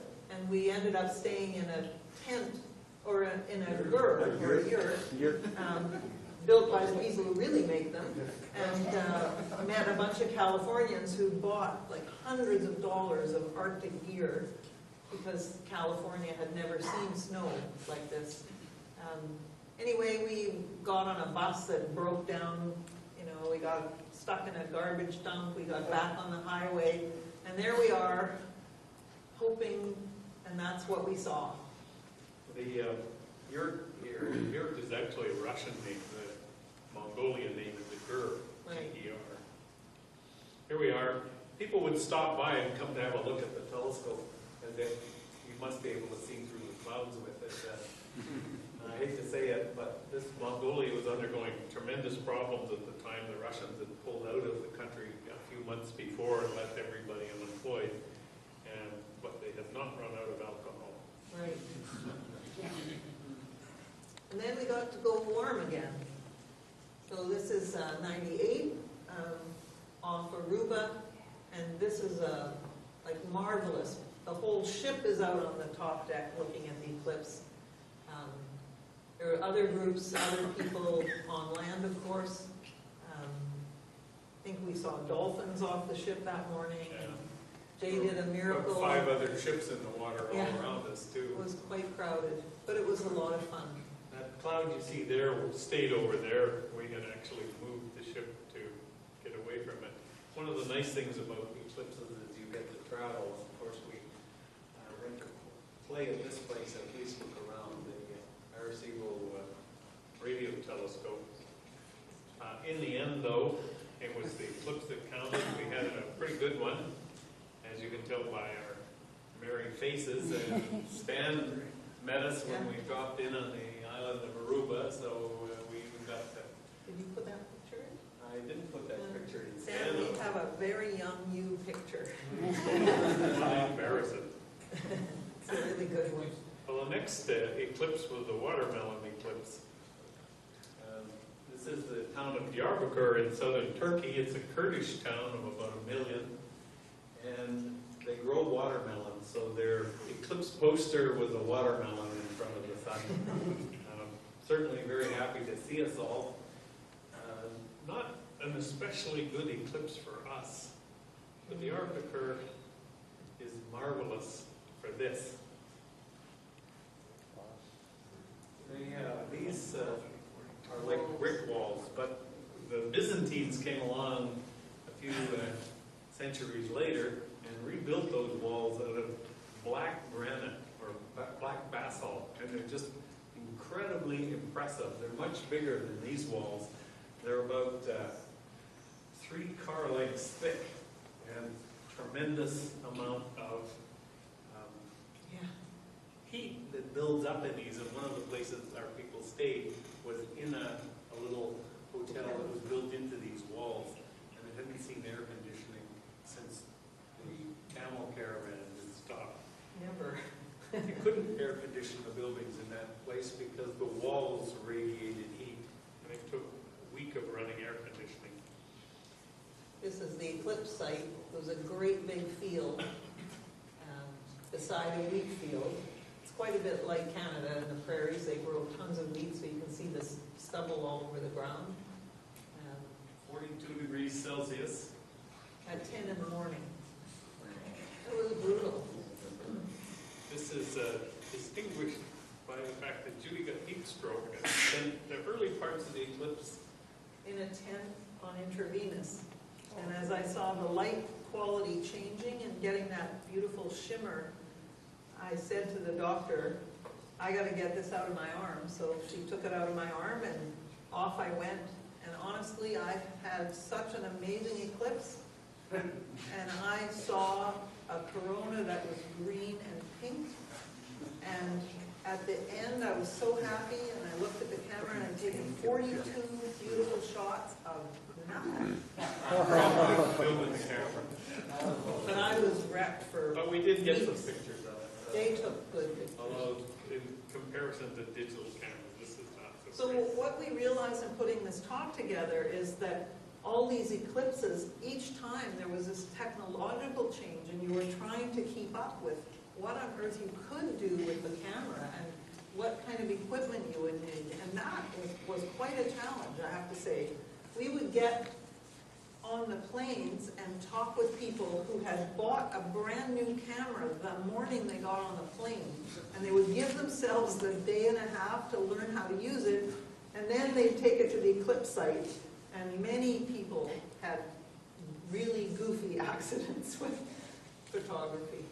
I even had one say to me, I bought this telescope the day before I came here. Oh yeah, take it out of the box. It was, one of those department store Pasco type things. That was the next eclipse, right? Well, we did see a lot of other things along the way. Ephesus, Aphrodisias here. Turkey is just such a marvelous place to see things. In fact, they were advertising at the time, come and see Greece, come to Turkey. Greek ruins are so extensive in Turkey. But some things that aren't quite so ruined in Turkey, and there's a lot of things you can do at night when the dinner is around. That lady, she wiggled so much, I kept missing. What are you observing there? Well, you have to know something about belly dancing. Typically, you're tucking cash, and you can see her around her belly button there. There's a few, dollars or whatever. well, currency hanging out of it. So it's, You know what the interesting thing is, we saw the eclipse, and then we went to the Aegean coast, Izmir, and while we were there, that huge earthquake happened, centered near, just to the east of Istanbul.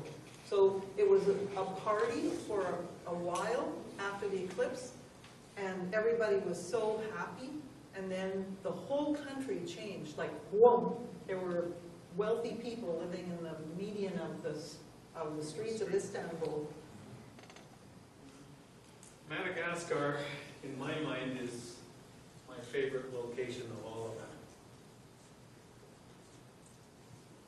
There was no place to live. There's no place to stay at the center line, so They built a grass town of reeds on the beach.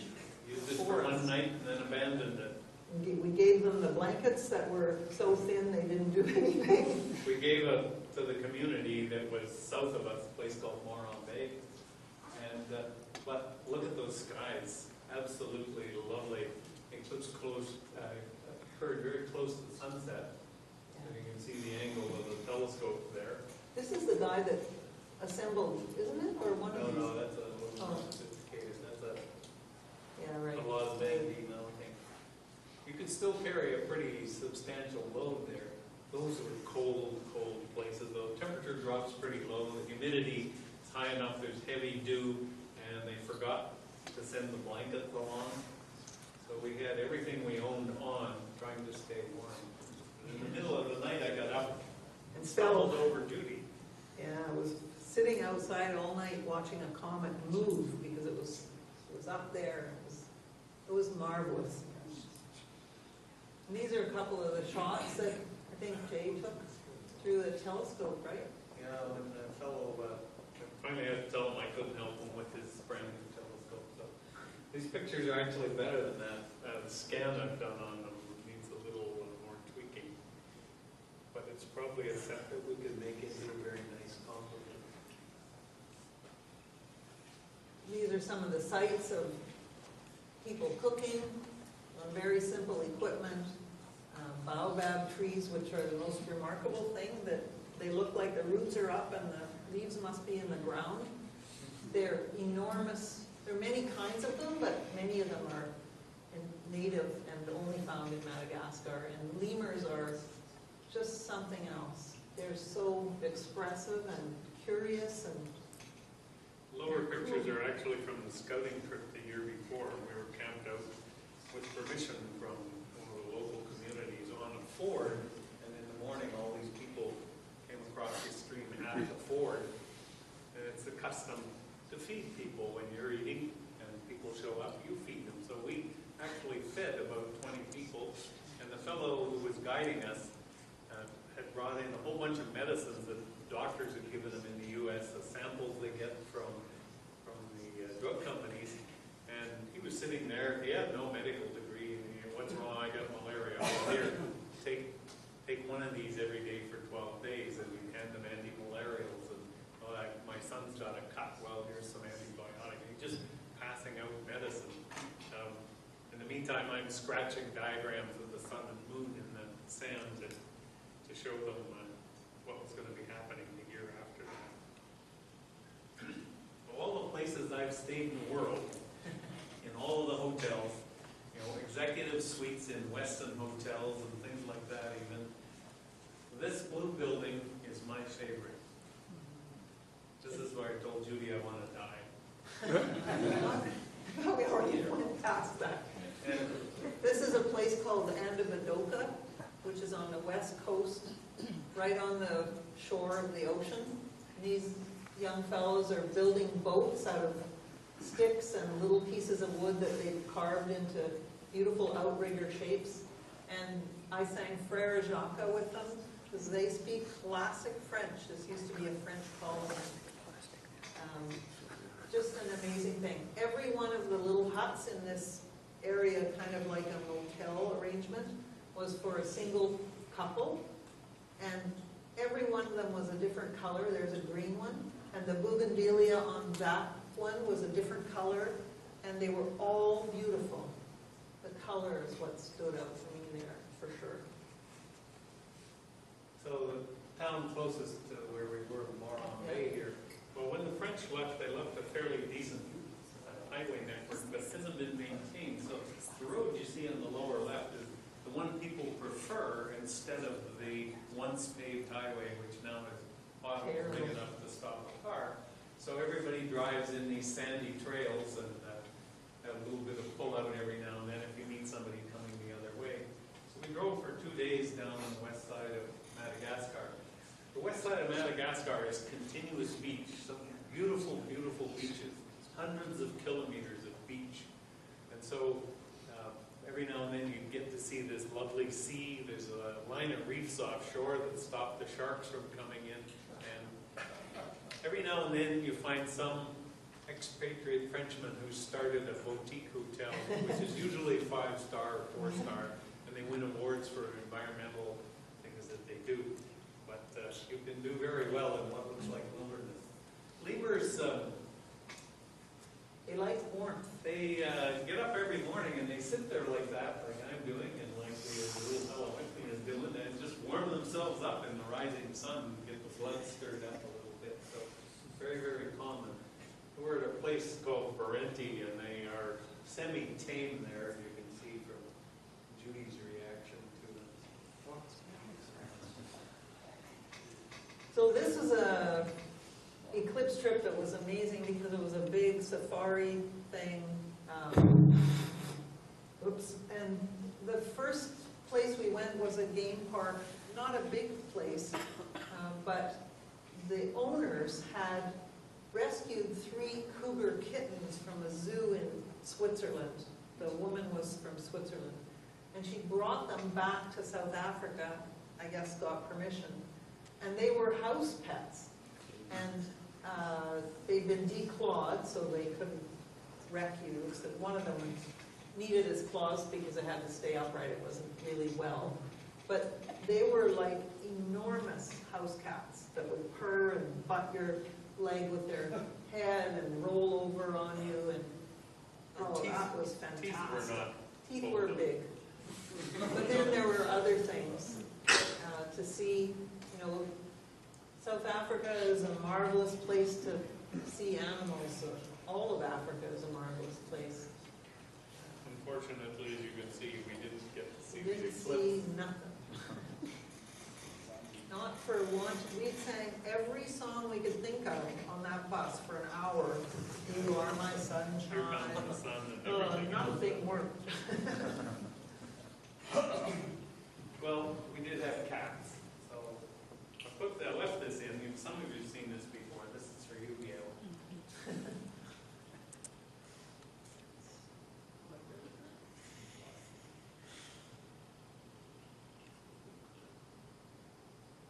We think they must all be full. Because they're just lying there. Look at her. I've had it. Tough day.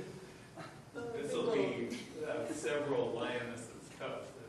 Get one of them staying behind for everybody.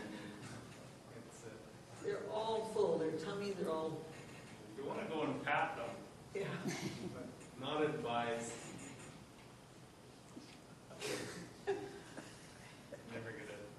Never get enough. Well, this was a pretty good one, too. Caught this discovery in Tahiti, sailed past Pitcairn Island to Easter Island, watched the eclipse close to Pitcairn Island, a little north of it. I had to wake the captain up in the evening after he'd gone to bed and tell him that we needed to move the ship a little farther. Had to give orders to crank up another engine and get it moving. For this eclipse, we had satellite images on the internet in our stateroom. So, This is Things that where you advance. can finally do some serious weather forecasting Right. in an eclipse when I'm out in the middle of nowhere. It was a very short eclipse, although because I moved the boat, we had an extra half a second. but it was not bad for shipboard.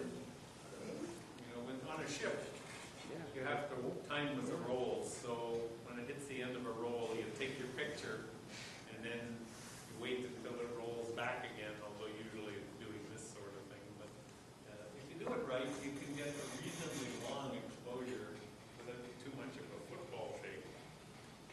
Yeah, but some of them were really football shaped. Longer one. This is Pitcairn Island. It's probably one of the most remote inhabited islands in the world, of course. This is where the Bounty was sunk. But the Bounty is somewhere down along that very rocky shore. There's no reefs around it, so it's pretty much a deep water place. Population 50. And we couldn't Decreasing. land, unfortunately. Sea was arriving. So, a number of people who lived there came onto the ship and sort of gave a talk and sold crafts and things like that, some of which we have. Unfortunately, a sister ship had been there the day before and cleaned out all the really good stuff, and the seas had been calm enough for them to go ashore.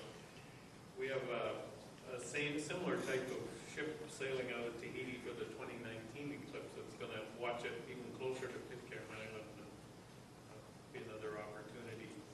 But that ship was sold out 2 weeks after it was advertised. So Easter Island was a major stop for us after the eclipse. Just stunning island. Yeah. Could easily spend 3, 4, 5 weeks there exploring all of the little places. But very much kind of I don't know, mysterious in a sense. You want to keep poking around corners and looking in holes and along the cliffs and things like that to see all the things you can. Some of the places on this hill, I think, there were big pits where they had actually dug out one of these stones, but just never lifted it up vertical, or they were half excavated, and there are all kinds of stories about why they left them in the middle of the field or something.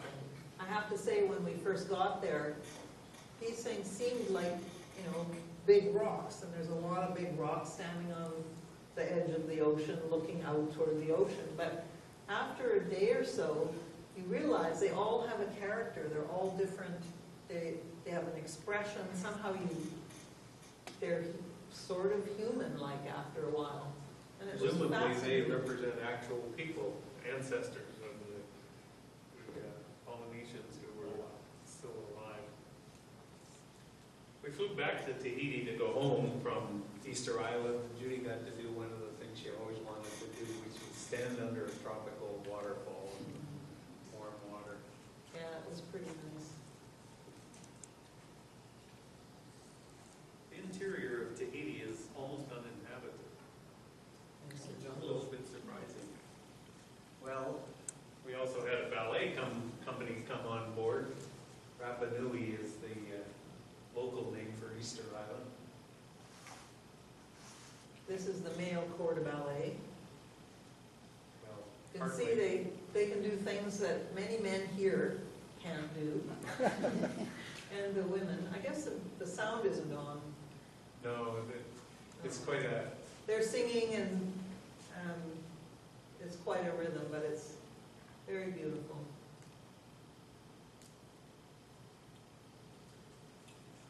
Everybody liked this show, men and women.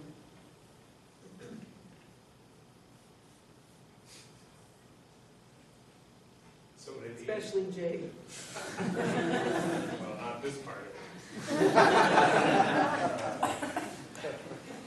Well, 2006 was a tour de force because this is one of the first eclipses where I went with Travel West to Egypt to look over the site, and we got back with room for 200 people, and a month later they'd all been sold, so we went back to Egypt again to get some more space, and ended up taking about 380 people to Egypt and another several hundred to Libya and several hundred to Turkey and a bunch on a cruise boat in the Mediterranean. So it was one of those eclipses where the destinations were so popular that it was easy to sell tickets. Part of this was we stayed across the street or across the highway from the pyramids, so it was quite easy to go on the walkabout around the pyramids and into the inside of them.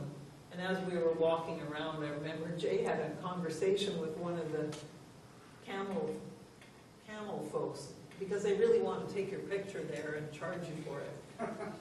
But I think he offered Jay what, 30 camels or something for me. Luckily, Jay. It wouldn't go up to 35. Well, I mean, you don't have to advertise Egypt. Everything is wonderful. And sometime in the mid to late 2020s, there is an eclipse that goes over this temple in Luxor. Yeah. I suspect it's booked already, but there's many places that the same thing goes over Spain and across Egypt and south of Israel, so it would be probably into the Arabic countries. But if you want to watch an eclipse from a really, really exotic location, the Temple of Luxor Yeah. would be the one to do it, or the Valley of the Kings or something like that. Same trip, we got a lot of different perspectives on ruins. So pyramids are a place you can wander off by yourself quite a bit if you're not part of a tour and get some really lovely pictures that don't show you that there's a city of 23 million people surrounding you completely and you're actually in somebody's backyard here. Right. In terms of the eclipse site itself, we were right along the Libyan border, and we had set up on an old disused truck stop, which they cleaned up very nicely for us. Nice big crowd of people. This is our 300 plus that are here. And just across the road from us was Hosni Mubarak watching the eclipse as well. So it was very interesting to look over, see him watching the eclipse, but all his bodyguards looking everywhere else except at the eclipse. But Olson Wong put together a composite of, and this is somewhat similar to what we might expect in the eclipse coming, with the helmet plumes sticking out to the sides rather than having a corona that's symmetrical Look at the brushes there. over brushes. So that if you want to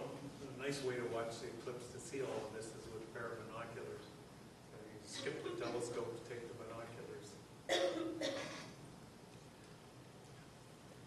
2008 in Russia. Lots of sites, old war, old war, lots of young folks. Street weddings, or at least wedding photography, very, very common in Russia. They go everywhere for weddings, so Jay joined in. They spotted me after a few pictures, and then I started to leave. They said, no, stay. But yeah, Russia is incredible for its opulence at the time, but also incredible for not poverty, but the simple life out in the countryside. And I really got to admire the Russians. They're a tough group of people.